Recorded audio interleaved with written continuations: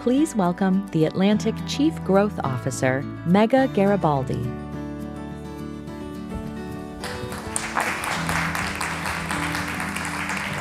Hi, everyone. I'm Megha Garibaldi, Chief Growth Officer at The Atlantic, and we're so delighted for you to join us today for a very timely conversation produced by our underwriter, Genentech. Today, we'll hear from experts challenging the cultural myths around weight management and exploring how science is reframing the future of obesity care. Before we get started, I want to thank our underwriter, Genentech. And now, please join me in welcoming Erica Taylor from Genentech. Please welcome Erica Taylor, Vice President and Chief Marketing Officer of Genentech. Good afternoon, everyone. My name is Dr. Erica Taylor, and I am a Chief Marketing Officer here at Genentech. And I'm really thrilled to have this conversation here at the Atlantic with all of you. Obesity is one of the most complex and misunderstood diseases of our time. Far too long, we've heard it characterized, even just today, as a matter of choice: eat less, move more, instead of a complex interplay of biology, neurochemistry, and powerful survival mechanisms that just aren't fit for the real world we're in today. It's really important that we reframed the obesity conversation and really frame it as a disease, not one of personal choice.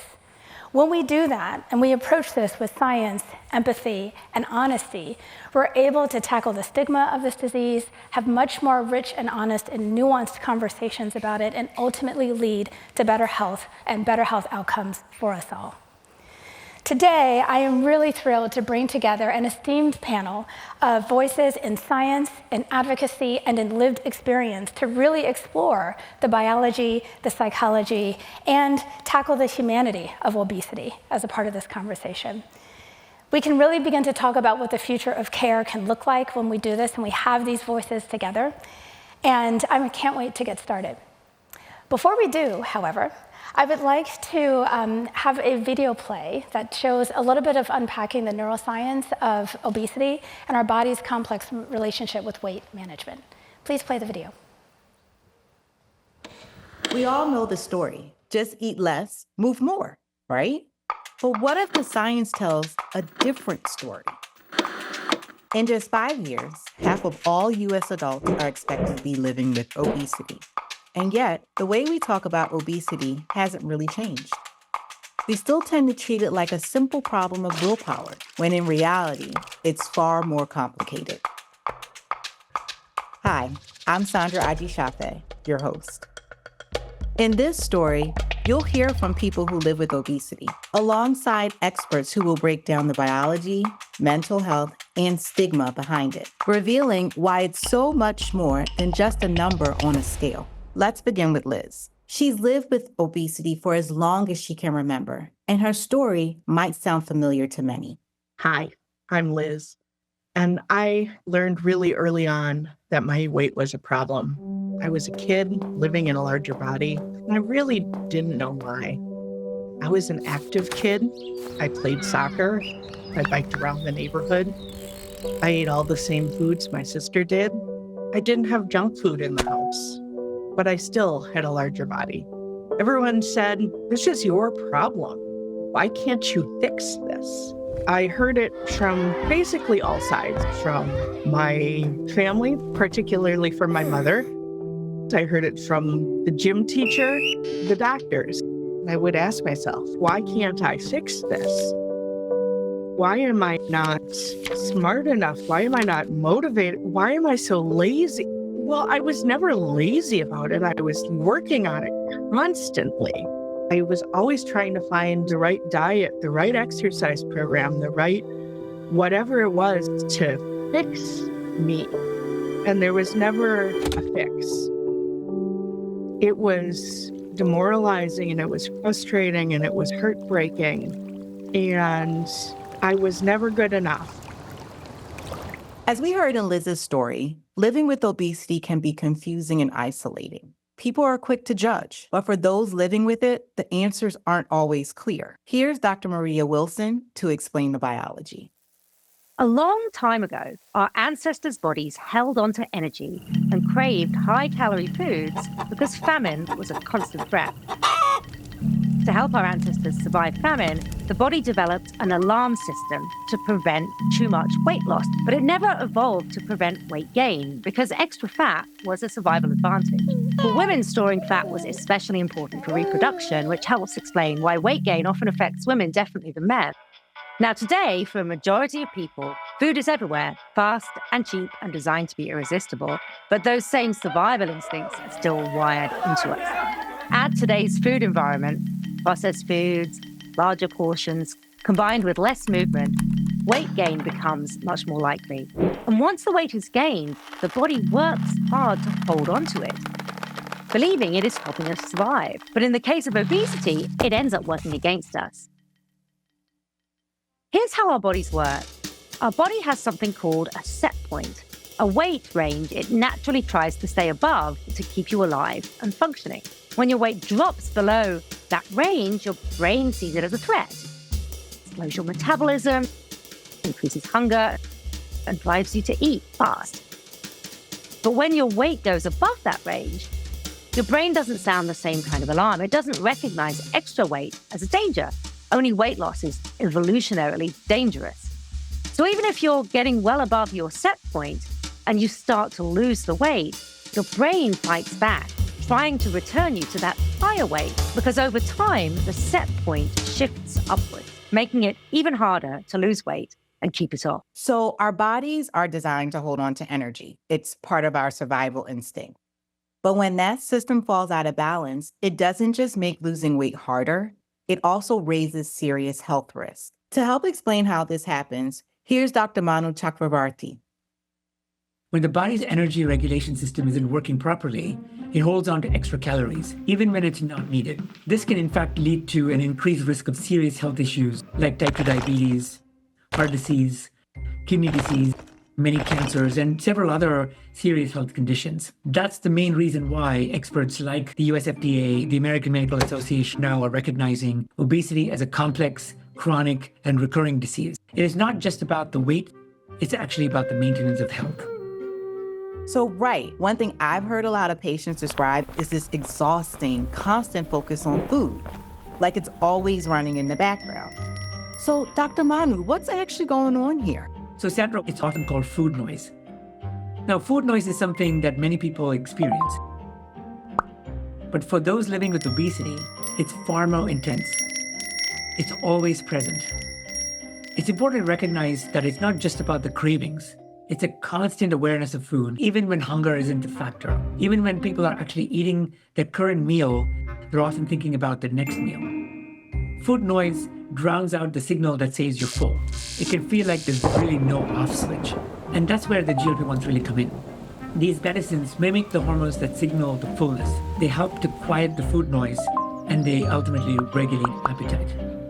Now, it's also very important to recognize that these are real medicines for real medical conditions, and that they're only one part of a broader solution. Helping someone manage obesity usually takes a multitude of things, like medical care, nutritional support, encouraging physical activity, as well as providing sufficient mental health support.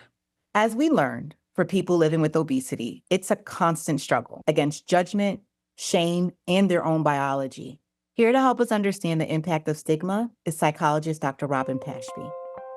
For people living with obesity, in my experience, it's not just sort of depression and anxiety, like from a biochemical point of view, from serotonin or norepinephrine, but it's also just from repeated traumatic experiences, microaggressions, macroaggressions, childhood experiences, everything down to like not being able to fit in a chair at a movie theater.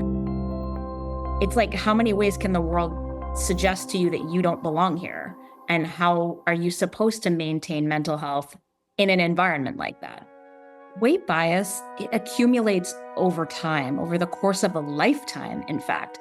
And it's not only unjust, but it's cumulatively traumatic as well. So people internalize those societal beliefs and believe them themselves. And that leads directly to shame, depression, anxiety, disordered eating, and quite often the avoidance of healthcare altogether.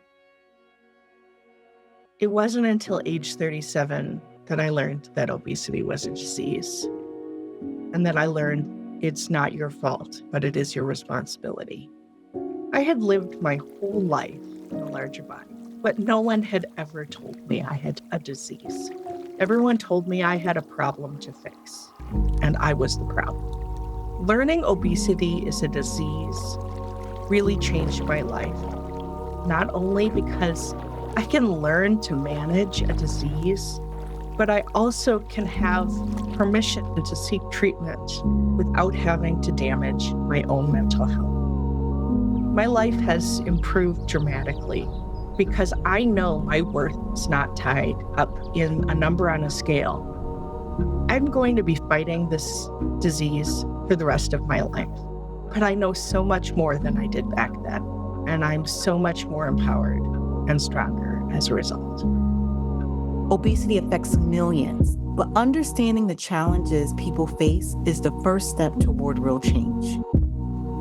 Because how we understand obesity shapes how we approach it, and that understanding can be the beginning of real progress.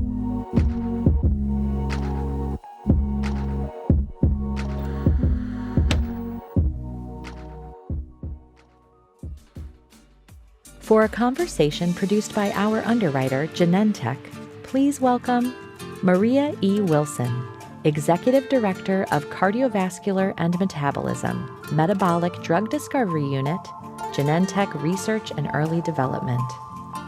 James Zervios, Chief Operating Officer of Obesity Action Coalition. Robyn Pashby, Clinical Health Psychologist and founder of Health Psychology Partners, with Genentech's Erica Taylor.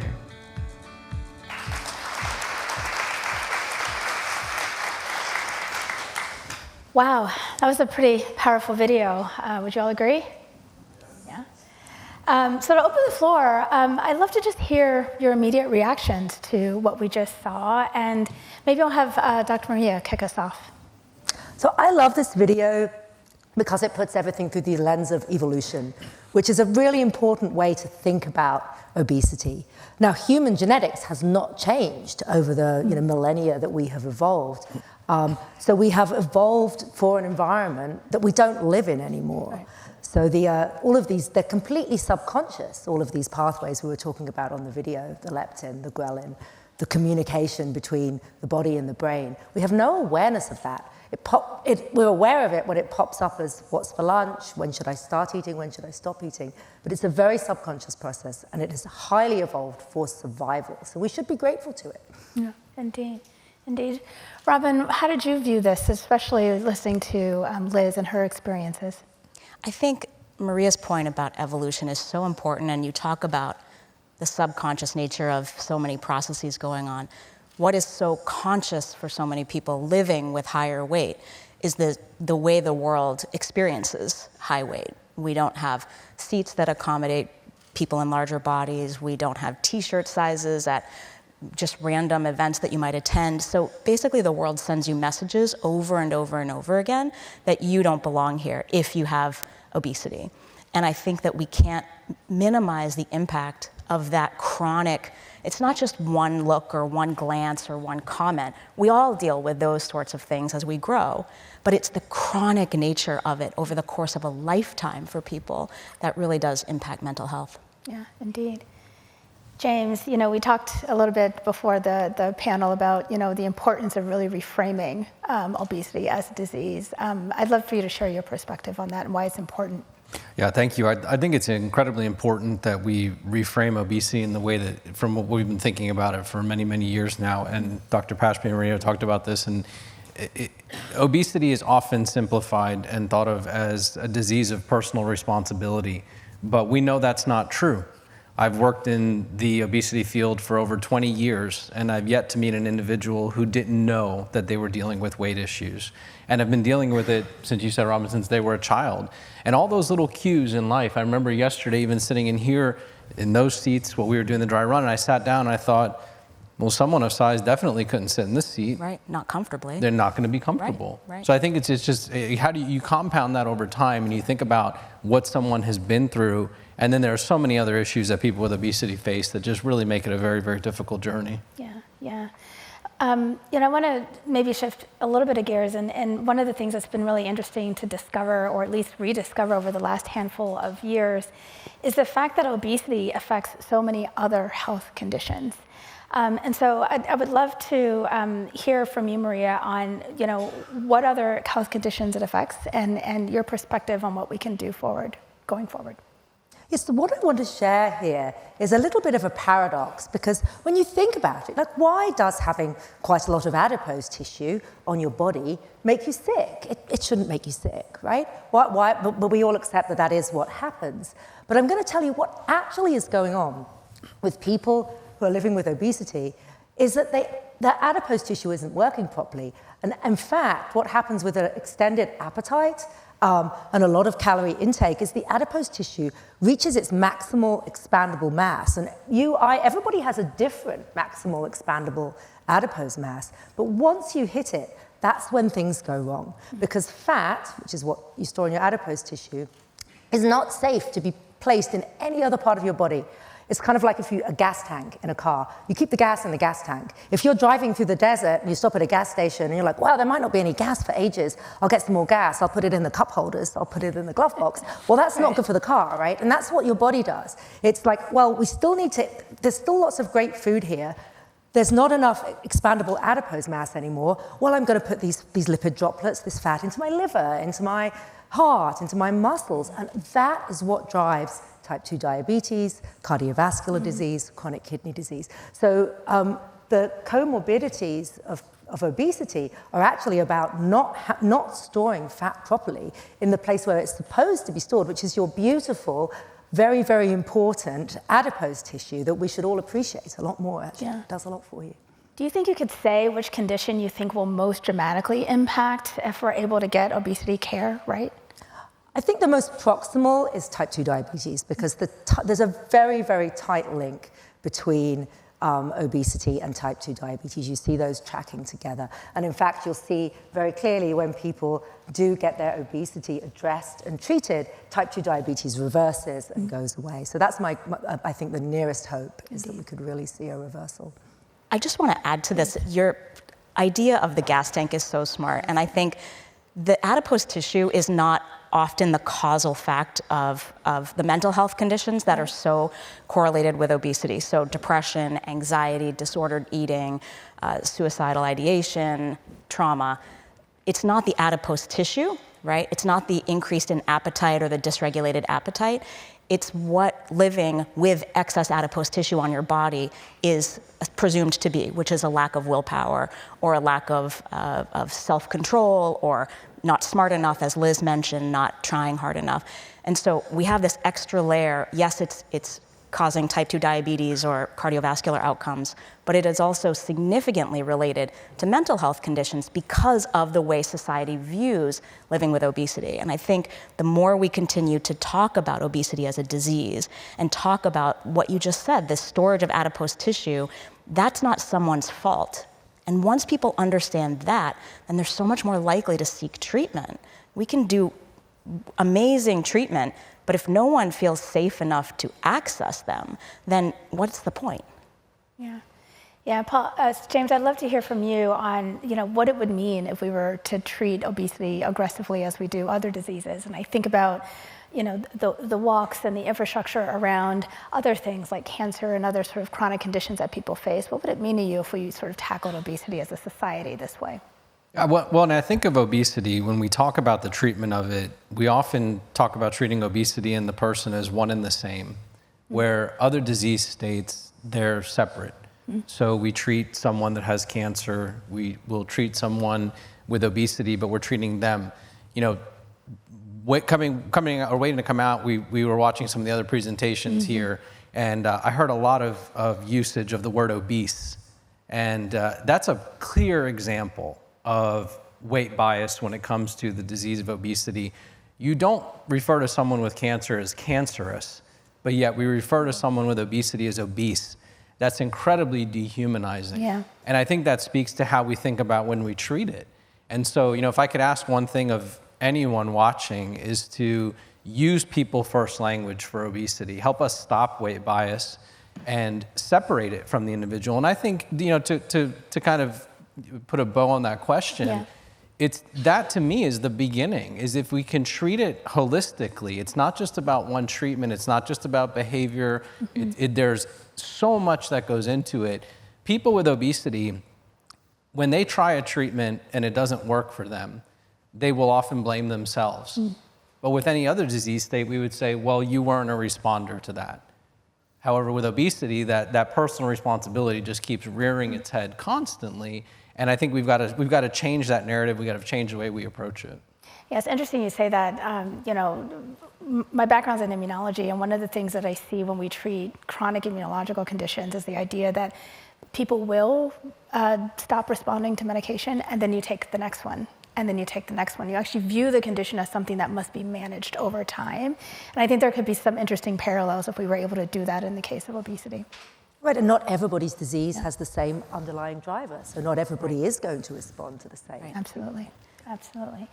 Tell me, Robyn, how you would imagine the way of reframing this would affect the lives of the patients and people that you see and treat. When I think about what it would mean to the people that I work with over the last 20 years in my clinical practice to learn and actually believe, and to have their medical providers believe that obesity is a chronic disease, to have their family members see it that way, to have their neighbors and their coaches and their teachers understand that, I feel freedom for them. I feel freedom from the burdens that we carry when we think about living in a body the world tells you is wrong all of your life. Imagine if instead the world treated you as though you have a condition that needs to be managed, just like asthma or psoriasis or anything else. You have a chronic condition that needs management. That changes how you see yourself in the world, and that is then reflected in how others see you. Yeah. Would you mind sharing, when we were preparing, you were mentioning something that you had heard in clinic of someone wishing that we all wore T-shirts of the things we were battling. Do you mind sharing that for the audience today? So my patients are the smartest people I know. And one of them, we were talking about the internalization of weight bias, which is this idea that over time, when society tells you you're not good enough, you begin to believe it. And we were talking about how society judges, sometimes silently, sometimes not so silently, people living with obesity. And she said, I really wish that people who have something about which they experience shame had to wear T-shirts every day of their lives that said they're exposed their secrets.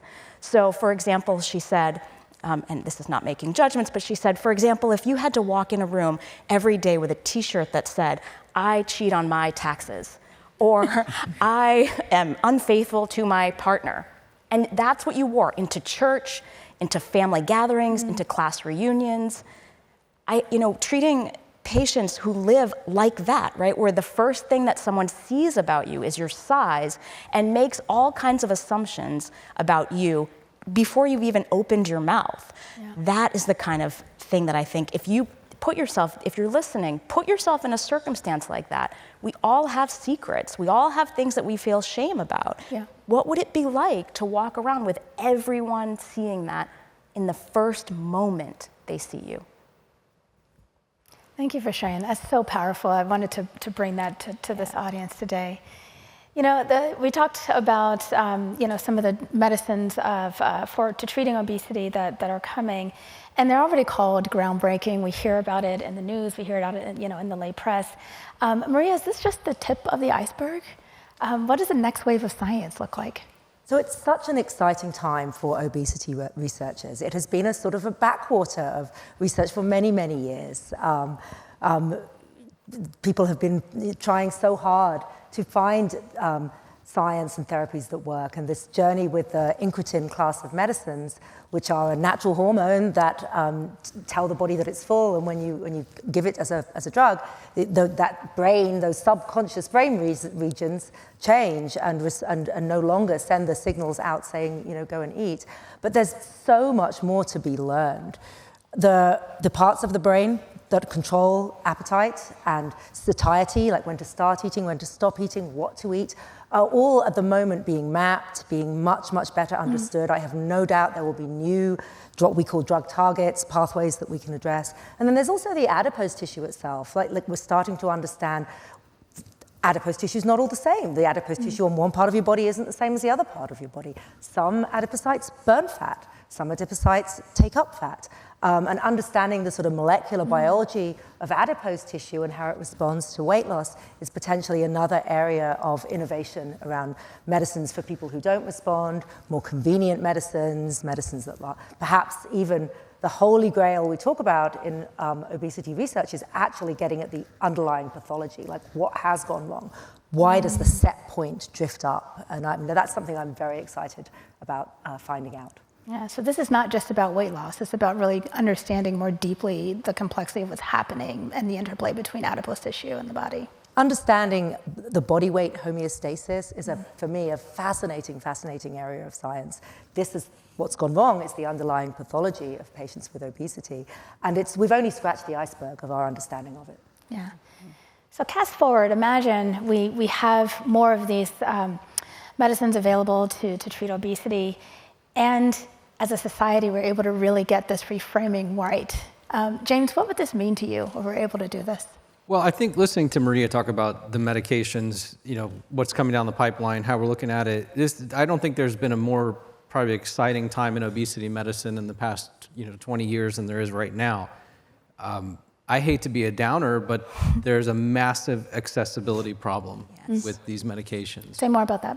So, at OAC, we have active policy work in almost every single state in the US, as well as on the federal level. And the coverage for obesity treatments is constantly under threat.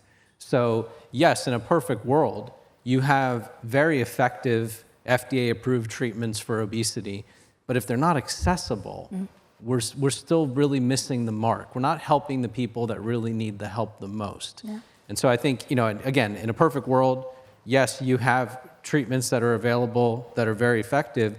But to Robyn's point as well, when we work with people that are dealing with this disease, it's about the wraparound care. It's about the holistic approach to it. It's not just telling someone to eat less and move more. It's not just prescribing a medication. It's addressing all of the issues that they deal with this disease. And not even just to them, but how does that extend out to the family as well? Obesity, as we often hear, is a kind of a family affair. And so how is it impacting the spouse, children, relationships? And we've got to really look at all of those different facets in order to treat this effectively. Yeah, I would agree. Would you add more to that, Robyn? I would. The Please. access, so you talk about the policy version, the policy implications and things of access.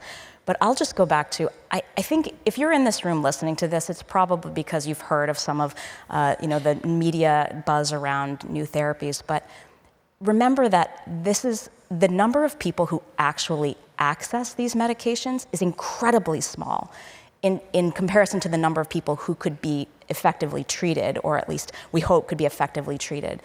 And so, what are the barriers that get in the way of more people accessing treatments? Number one, costs and other things, but also stigma and shame. That, in fact, is driving an underground market where people go online to access things because it's safer to sit in your living room and click a few buttons than to go talk to a healthcare provider, because chances are, if that healthcare provider is like so many, they will say something like, well, sure, but try eating less and moving more first, right? Or figure out how to change your lifestyle. And as a psychologist in this space, one of my soapboxes is that we always get pigeonholed as, helping people with behavioral health, help people behave better, essentially, which is just a nicer way of saying help people learn how to eat less and move more. right? And that is not what treating the mental health components of obesity really means. And I mean, not that lifestyle doesn't matter. All of you in this room know that lifestyle factors, exercise, movement, sleep, stress management, all of those factors matter. But we can't think about the treatment of obesity just as accessing a medicine. We have to think about reducing people's shame as a barrier, because it is such a barrier to access all treatments. Yeah. And just to add to that for a second, I mean, you've got to, having this platform that you have invited us today is simply amazing, right? But you've got to take a second and give credit to these two individuals. The gas tank analogy, simply amazing. I know, I'm taking that one. Okay, I want to remember that. And Robyn, people often ask me, they'll call OAC and say, do you know of someone working in mental health that specializes in helping people with obesity? And I say, there's about 3 of them in the US. And that's the truth. I mean, it's a very much a broken system right now from an accessibility standpoint. And then even in the healthcare setting, healthcare is the #1 place where people affected by obesity face weight bias and stigma. We've had people call our organization and say that they were referred to the zoo to be weighed because their doctor's office didn't have a scale that went up high enough to accurately measure their weight. Imagine that. Imagine going to the doctor for a physical and they say, we can't get your weight. If you could go to the local zoo and tell us what that number is and then come back. Or the loading dock scale. Loading dock of a garbage dump. Mm-hmm. These are real stories. Real stories. Yeah, it's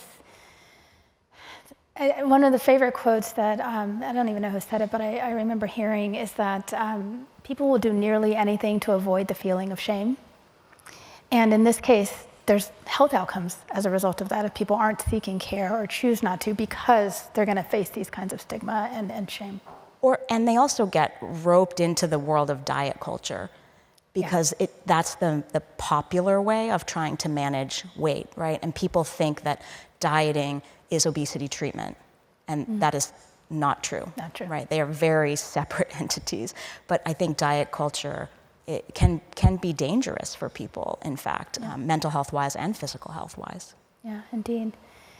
We heard in the video this term food noise, and it was the first time I had heard it when I was exposed to this as we were preparing, but really the sort of brain's role in hunger. And I'm just interested in hearing how the psychology and plays into this disease beyond the biology of food noise. And maybe Maria, Robyn, I'll let you kind of popcorn back and forth on that. Sure.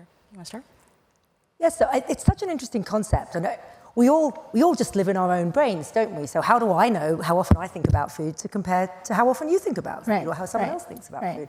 I know that all human beings, because of the evolutionary reasons we talked about earlier, think about food a lot, most of the time. I mean, we have to nourish ourselves 3 times a day. When I had small children, I was like, God, I have to feed you again? I have to think of something else. Never ends. I know, then they get big and then they eat every hour still. So this our own awareness of needing to eat is always with us. But I think this is one of, scientists in the obesity field have known and believed for a long time that most of this desire to eat, hunger, is not in your conscious control, and that it's inevitable that if you try and starve yourself with a diet, eventually that's just going to, the underlying drivers of the hormones from your fat and your gut speaking to your brain just bang on so hard, and then they create that conscious experience of the food noise that you're going to go out and eat. So it's very, very clear from a sort of neuroscience perspective that the desire to eat is not something that you can't with your cerebral cortex forever say, I'm just never going to eat another, fatty, sugary thing, because you're so driven evolutionary to do that. And I always think of food noise as separate from the shame noise. Okay. And so food noise, for those people who have experienced it, it's that sort of constant, what am I going to eat? Did I eat just recently? When am I going to eat again? What is coming? What's available? Just sort of constant pressure around food. But imagine if you could think of them as handcuffed. Every food thought is handcuffed to a thought about what's wrong with me? Why am I thinking about that? Why can't I stop my brain from telling me to eat, from thinking about eating? And so food noise has this whole other overlay of shame and stigma. And I think sometimes when patients come to me, they say, I want help getting rid of my food noise. But what they're actually saying is, I want help getting rid of this overlay of constantly thinking, what is wrong with me? Why am I thinking about food? Why can't I just be normal? Why can't I just stop? Why am I living like this? Do my arms look big? I mean, it's just sort of constant peppering. Yeah, yeah. How does it show up for you, James, at OAC? Food noise? Well, we hear it a lot from members, and we talk about it. And with a lot of today's treatments, individuals will say, I didn't realize how much I thought about food until I started treatment, and I just realized I don't think about food anymore. And again, there's so many cues, many of which Robyn's talked about, for someone with obesity that in my own words, I say just throws your day off, right? So you step on the scale and you're a pound or two heavier than you were the day before, and now you're gonna think about everything you're supposed to eat that day. Probably drive yourself so far the other way that you're gonna start craving the foods that you're limiting yourself from, right? And so I think when we talk to people with obesity and they will talk about food noise and how much that is quieted down when they start a treatment, it seems to really make an incredible impact for them to help them manage their weight and health. Yeah, that's great. So we've been talking a lot about sort of the complexity and the nuance, and I hope you're hearing, about what this means for treating patients, for better outcomes when it comes to obesity.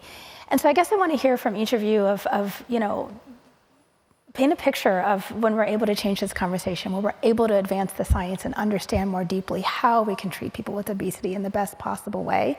In our last few minutes here, maybe I'll have each of you kind of share what you think that will mean for you, for your patients, for your day-to-day. And I'll start with Maria.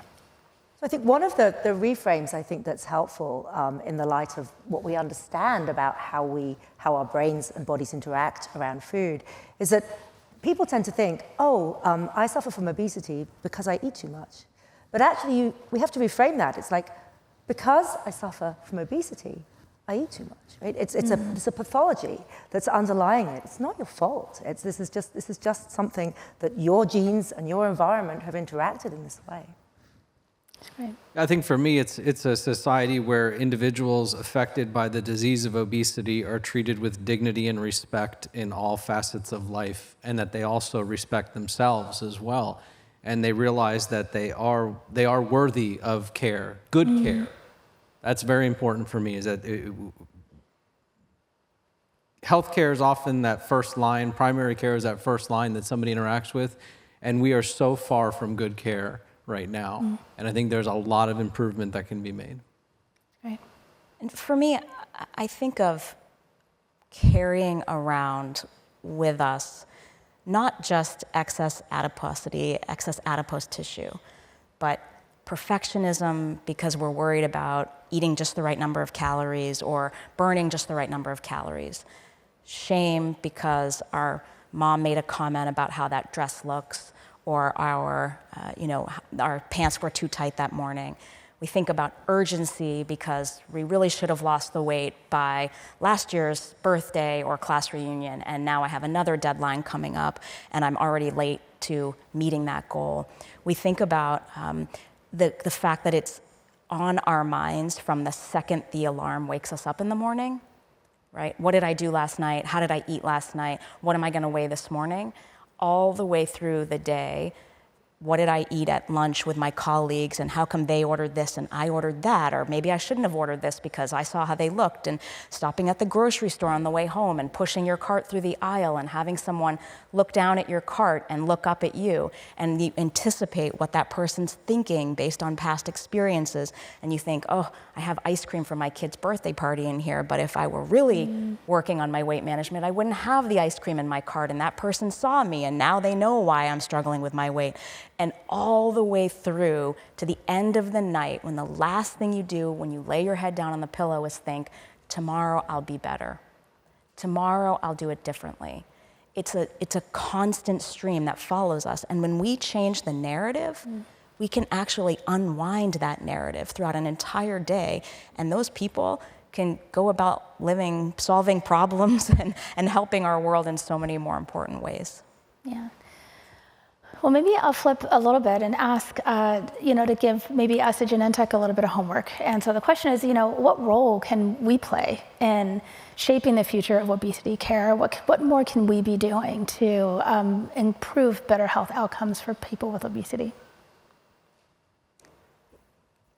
I'll have James start.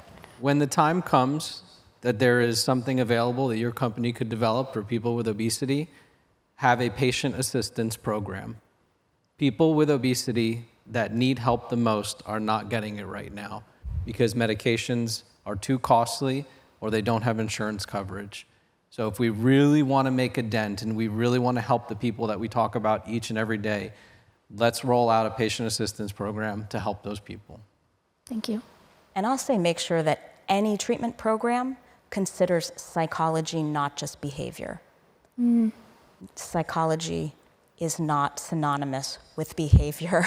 I think I've said that 3 times on this stage now. I think you get it. But I would really encourage a multifaceted program that does consider the barriers to care that are psychological. That's great. Maria, do you have anything you'd add? We're doing it. Genentech, so I think I will let these guys let their comments stand here. Well, wonderful. We're getting a little bit counted down here. Maybe I'll offer one closing thought for each of you before we close the panel today. Maria? So I'm very, very excited about the potential future care for patients with obesity. I also feel that because of the science and because many people are experiencing the effects of these medicines on their own food noise and on their own biology, we're starting to push that narrative out there that it's a pathobiology that can be addressed with a drug, with pharmacology, which it changes that narrative around it's just willpower and exercise, right? The very things that scientists have known for a long time, now that people are experiencing it, I can feel that energy changing. The argument I've been having forever, people actually believe it now. That's great. That's great. James? Yeah, I've lived with obesity my entire life, ever since I was a child, and weight bias is a passion of mine in all facets of life, from childhood through adulthood. And I think if I could just ask anything of anyone watching or in this audience is to think about bias, think about how you talk about the disease, use people first language, do not use headless imagery. OAC has free resources for you in all of these different ways to talk about this disease, and really try to help us stop weight bias. Thank you. And I would close by saying that the psychological aspects of living with obesity are often unspoken and unrecognized, and yet are, in my mind, much, much heavier than the weight that people actually carry. The burdens that people carry psychologically far outweigh the adipose tissue on a person's body. That's great. Well, I'll thank you all for your insights, your wisdom, and I hope you all got a little bit more out of this, this conversation today. Thank you all for joining us, and we look forward to next time.